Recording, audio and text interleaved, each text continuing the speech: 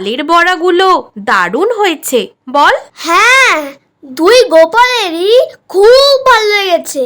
দুই গোপাল মানে? একজন তো ঠাকুর গোপাল, আরেকজন কে? কে আবার? আমি। দেখিস না, ঠাম্মি আমাকে গোপাল সোনা বলে ডাকে। ওটা তো এমনিই ডাকে, তুই কি আর সত্যিকারের গোপাল?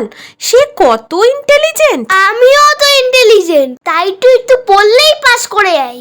তোর মতন 7-8 ঘন্টা ধরে পড়তে হয় না। হ্যাঁ সেই, তাই তো তুই ক্লাসে লাস্ট আর আমি ফার্স্ট হই। হি দেখবো এবারে তুই কত ফার্স্ট হোস। হ্যাঁ, দেখে নিস রে।